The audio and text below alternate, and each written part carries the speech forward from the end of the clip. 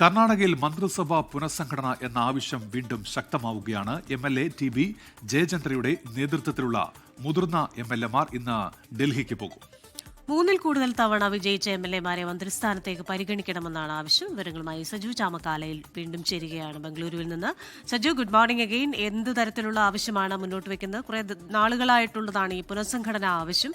അത് ഏത് മട്ടിൽ നടത്തണമെന്നാണ് ഈ MLA-മാരുടെ ആവശ്യം?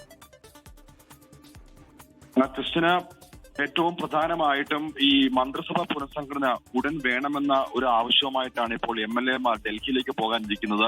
20-ലധികം MLA-മാരാണ് പ്രധാനമായിട്ടും ഈ ഒരു ആവശ്യം മുൻപോട്ട് വെക്കുന്നത്. പ്രത്യേകിച്ച് 3 മുതൽ 6 തവണ വരെ MLA-മാർക്ക് മന്ത്രിസഭയിൽ സ്ഥാനം നൽകണമെന്നുള്ള പ്രധാനപ്പെട്ട ആവശ്യം അവർ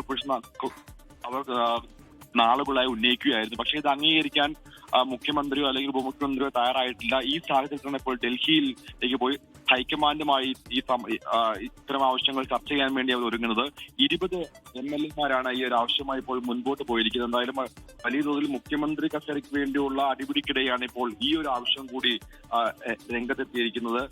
നേരത്തെ തന്നെ ഉപമുഖ്യമന്ത്രി സ്ഥാനം വേണ്ട എന്നും മുഖ്യമന്ത്രി സ്ഥാനം തനിക്ക് വേണമെന്നുള്ള ആവശ്യവുമായിട്ട് DK ശിവകുമാർ വലിയ തോതിൽ പ്രശ്നമുണ്ടാക്കിയെങ്കിൽ പോലും അതൊക്കെയും ഇപ്പോൾ നടന്ന തെരഞ്ഞെടുപ്പിന്റെ പശ്ചാത്തലത്തിൽ മാറ്റിവെക്കുകയായിരുന്നു. പ്രത്യേകിച്ച് അതിന് പിന്നാലെയാണ് ഇപ്പോൾ MLA-മാർ ആവശ്യമായി മുൻപോട്ട് വന്നിരിക്കുന്നത്. മന്ത്രിസഭയിൽ പുനഃസംഘടന ആവശ്യമാണെന്നും സ്ഥാനമുള്ള, അതായത് 3 മുതൽ 6 തവണ വരെ MLA-മാരായ മന്ത്രിസഭയിലേക്ക് പരിഗണിക്കണം എന്നുള്ള പ്രധാനപ്പെട്ട ആവശ്യമാണ് ഈ മുതിർന്ന MLA-മാർ ഇപ്പോൾ മുൻപോട്ട് വച്ചിരിക്കുന്നത്.